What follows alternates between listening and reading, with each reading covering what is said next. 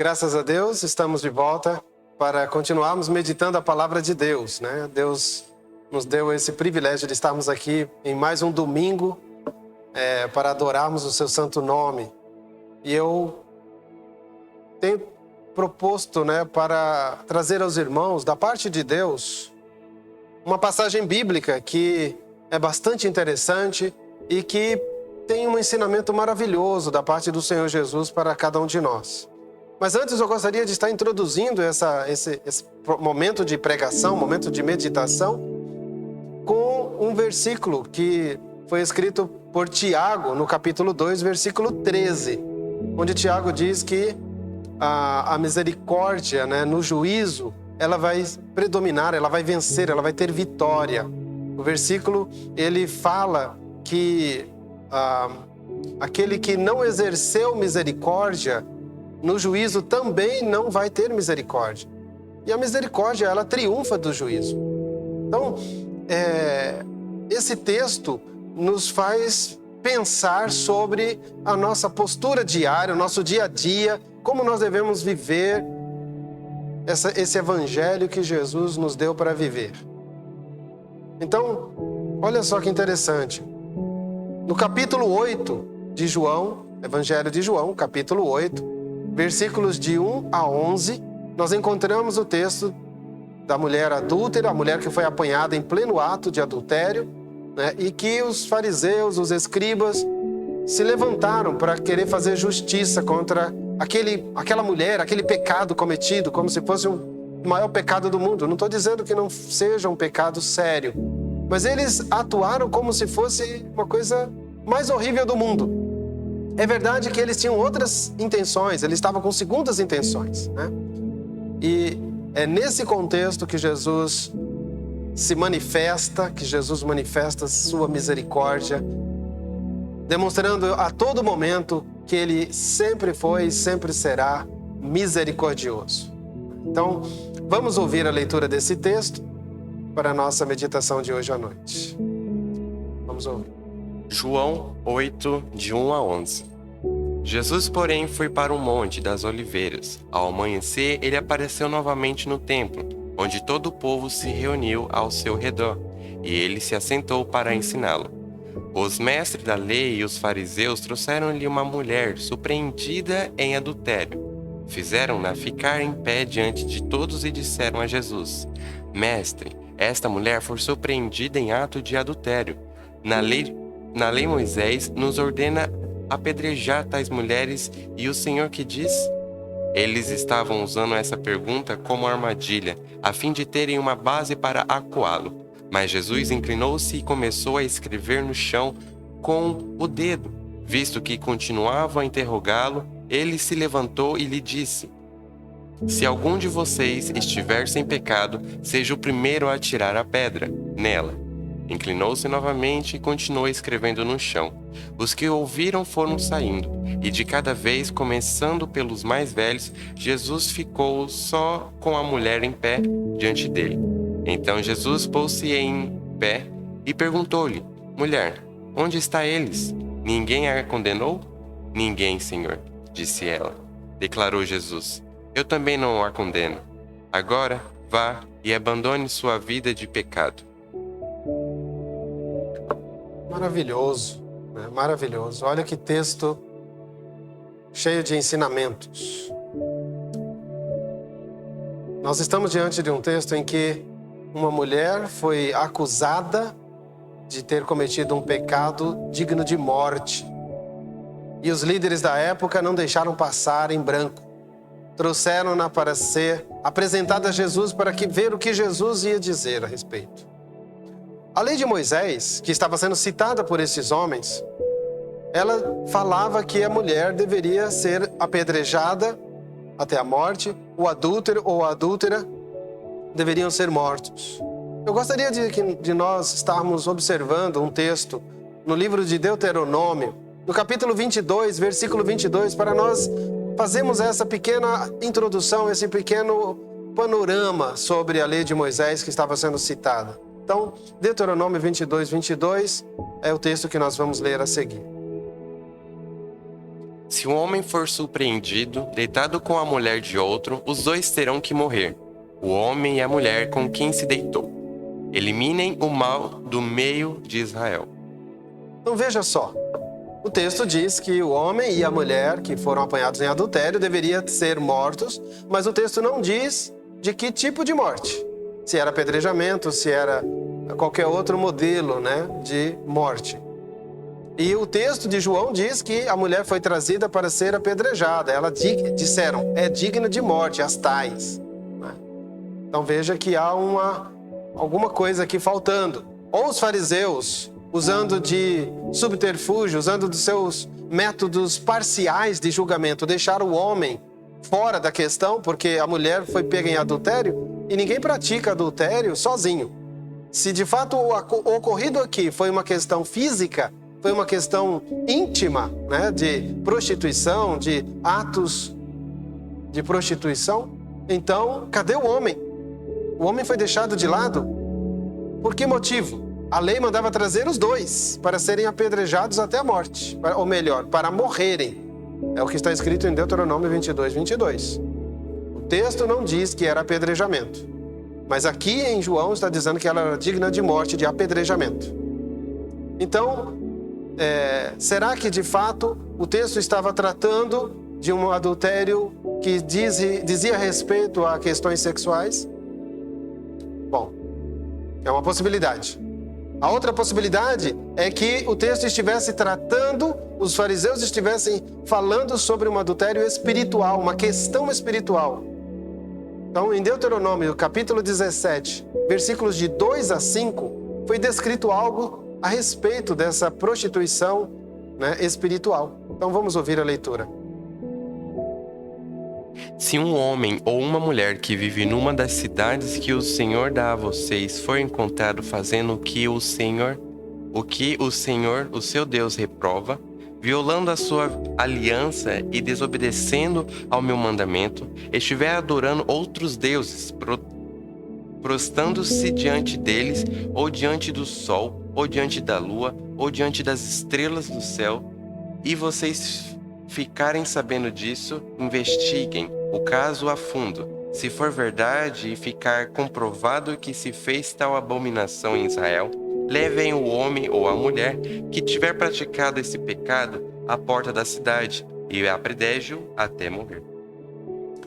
Olha só, o texto fala sobre uma prostituição espiritual, onde um homem ou uma mulher que tiver praticado tal ato deve ser trazido à porta da cidade e ali deve ser apedrejado até a morte.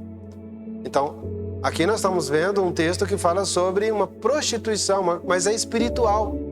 A pessoa estaria abandonando a fé em Deus para estar seguindo deuses, para estar adorando ídolos, para estar adorando o sol, a lua, as estrelas, a natureza, qualquer outra coisa que não era Deus. E por esse motivo Deus disse, deve ser morto com apedrejamento. Então, nesse contexto, a mulher poderia ter sido pega em pleno ato, né, adorando ídolos, uma vez que Israel era um povo separado para adorar a Deus, e os fariseus e os escribas quiseram apontar isso, né, quando eles falaram, na lei está escrito que as tais devem morrer, porque foi pega em pleno ato de adultério. Então, é possível que tenha sido uma questão espiritual. Não estamos aqui afirmando que foi, mas trazendo possibilidades. É possível que tenha sido uma questão física? Sim. É possível que tenha sido uma questão espiritual? Sim.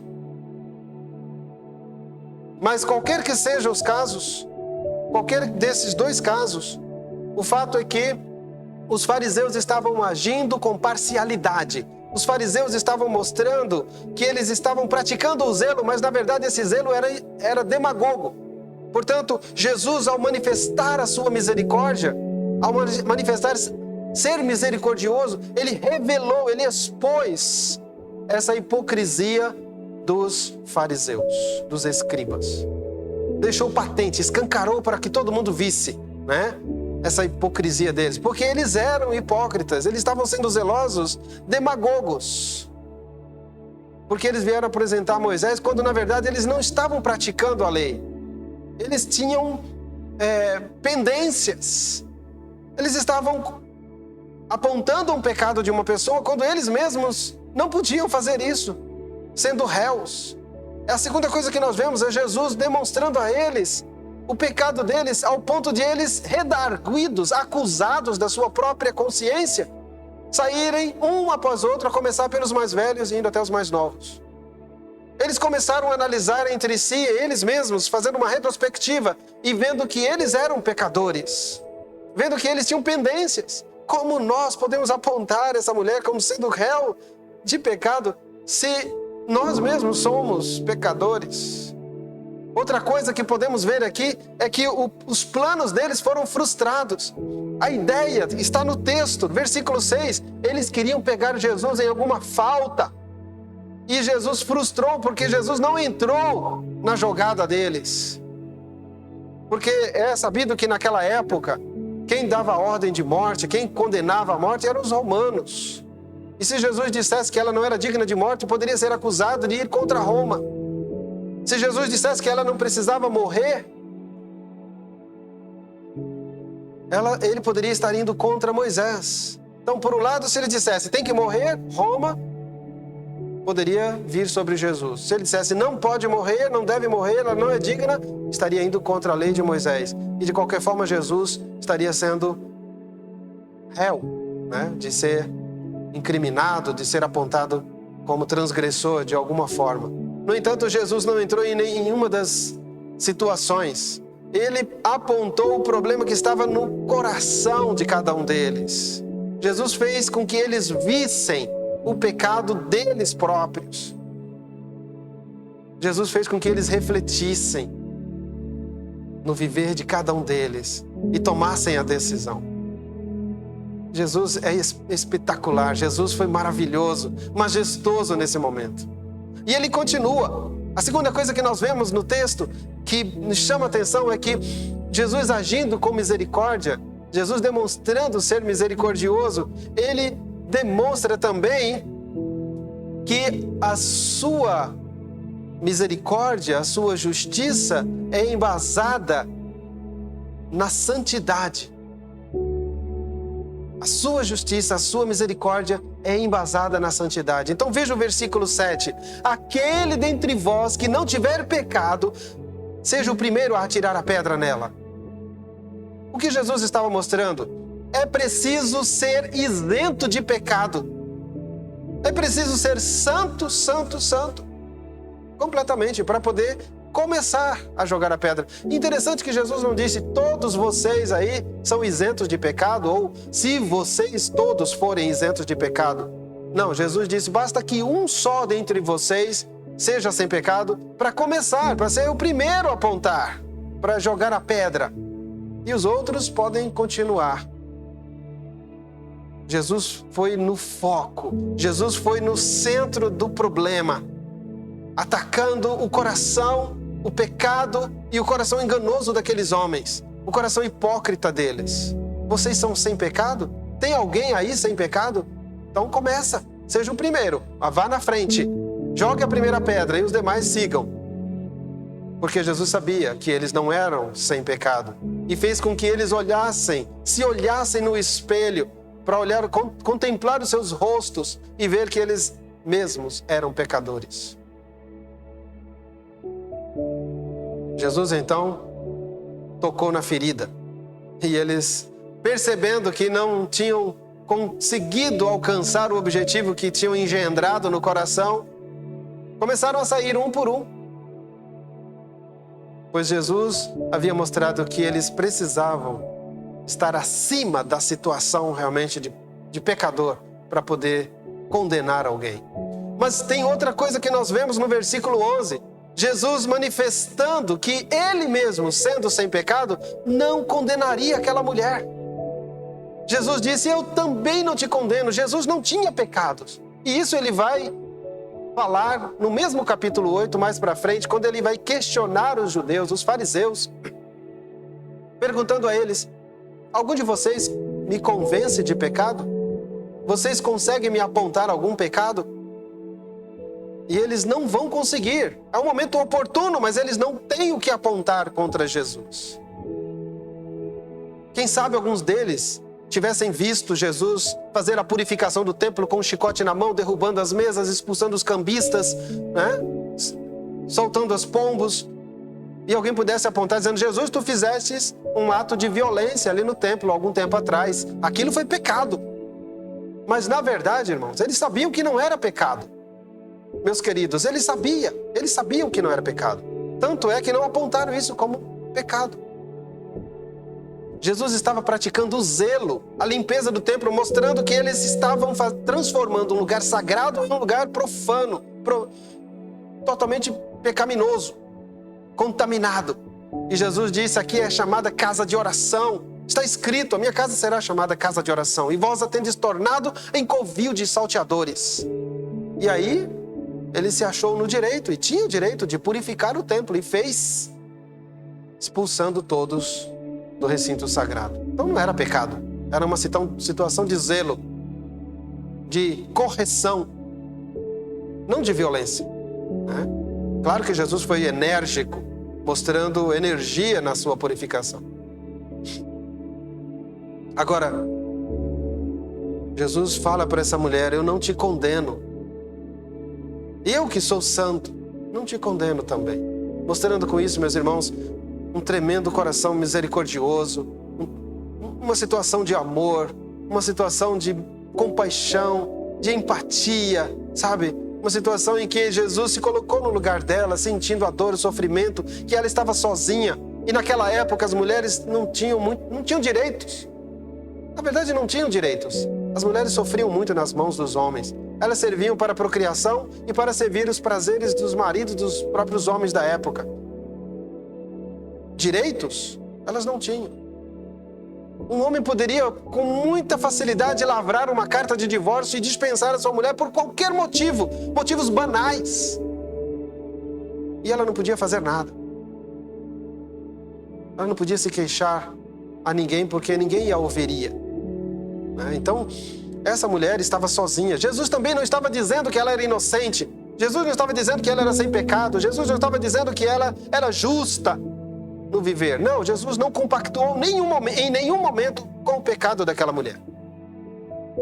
Mas Jesus se compadeceu da situação dela, mostrando aos judeus, aos fariseus, que eles eram implacáveis, impiedosos, maus, e que eles não tinham razão de agir daquela forma, porque eles estavam na condição dela, dignos de morte, dignos também de serem apedrejados por causa dos pecados que eles tinham, porque eles eram pecadores. De alguma forma eles eram pecadores. Nasceram de Adão, eram descendência de Adão. Então como dizer que não tinha pecado? Não é? E agora estavam apontando o dedo contra aquela mulher por causa do pecado dela, sem manifestação nenhuma de misericórdia, de compaixão.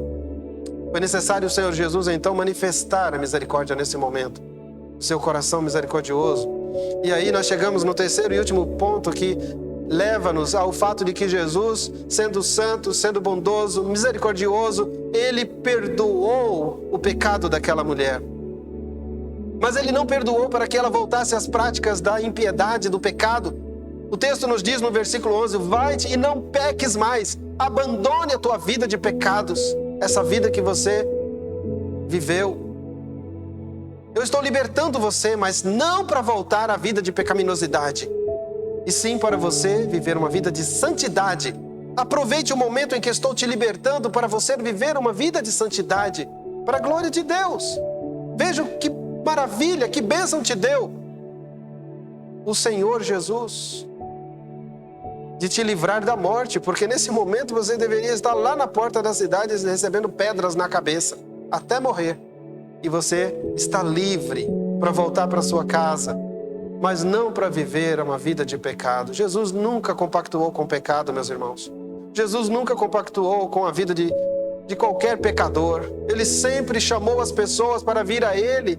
Ele sempre libertou as pessoas para agradar a Deus, para fazer a vontade de Deus, para viver uma vida de santidade. Todos os pecadores, inclusive esta mulher apanhada em pleno ato de adultério, né? Isso é um grande exemplo para nós, isso é um grande ensinamento para nossas vidas. Jesus demonstra um ato de amor, de perdão, de misericórdia, de santidade, de libertação para aquela pessoa. E nós devemos aprender isso também para fazermos o mesmo. Apresentando às pessoas que estão à nossa volta a única alternativa de se libertarem dos seus pecados, da condenação que o pecado causa na vida do indivíduo, para viverem uma vida de santidade para a glória de Deus. Temos esta oportunidade. Você que é crente, eu que sou crente, você que já recebeu Jesus como Salvador, tem essa oportunidade de falar aos que ainda não fizeram essa decisão ao lado de Cristo, entregando suas vidas a Jesus. Mostre a eles o caminho a seguir, mostre a eles o caminho que devem tomar para alcançarem a liberdade, a verdadeira liberdade, não para uma vida de libertinagem, mas para uma vida de santidade, de compromisso com Jesus, de glorificar o nome do Senhor, né? Devemos exercer misericórdia como Jesus fez, porque a misericórdia triunfa no juízo, do juízo. E quem não agir com misericórdia no juízo não terá misericórdia. Quando for exercido o juízo contra essa pessoa, ela não receberá misericórdia. Nós devemos agir com empatia, com amor, nos colocando no lugar da pessoa e mostrando a ela a porta de escape, dizendo: olha, Jesus pode libertar. Entrega a tua vida a Cristo e Ele vai fazer uma grande obra na tua vida. Ele vai transformar a tua vida da destruição para uma vida de construção, de prosperidade, mas não no sentido material. Pode até ser no sentido material, mas vai ser principalmente no sentido espiritual. Um retorno à comunhão com Deus, tendo a esperança de um dia ir desfrutar as delícias celestiais quando Jesus voltar. Então pense nisso, né? Reflitamos sobre esta verdade. Jesus, Ele manifestou misericórdia para aquela mulher e também para os fariseus, mostrando a eles que eles eram hipócritas e precisavam mudar de postura. Por que não? Jesus mostrou a eles que eles tinham que mudar de vida. E Ele mostra por meio desse texto a todos nós também, né? Esse é um texto maravilhoso, um texto que tem grandes ensinamentos para nossas vidas. Nós estamos também querendo questionar se o texto estava no texto original, como alguns teólogos afirmam, né? Se estava ou se não estava. Ainda não foi conseguido comprovar totalmente que realmente não estava ou que estava. Então, deixemos essa questão de lado. Fiquemos com o texto que nos dá um grande ensinamento da grande ação de Jesus, uma ação misericordiosa para com aquela mulher. E certamente Ele não parou, Ele continua até os nossos dias. Ele continua hoje oferecendo a você que ainda não tem essa misericórdia exercida na sua vida, a você que ainda não tem a salvação em Cristo, ainda está perdido, ainda está confuso. Venha para Jesus, entregue sua vida a Cristo, receba-o como seu Salvador. Esta é a mensagem de Cristo. Quem crer em Jesus será salvo, quem não crer continua condenado. Não precisavam aqueles fariseus condenarem a mulher porque ela já estava condenada pelo pecado, mas Jesus a libertou e pode libertar você também. Então, que Deus te abençoe, que Deus nos abençoe e nos encha de grandes bênçãos, nos ajude cada vez mais a compreendermos a sua vontade para a honra e glória do seu santo nome. Que Deus nos abençoe. Amém.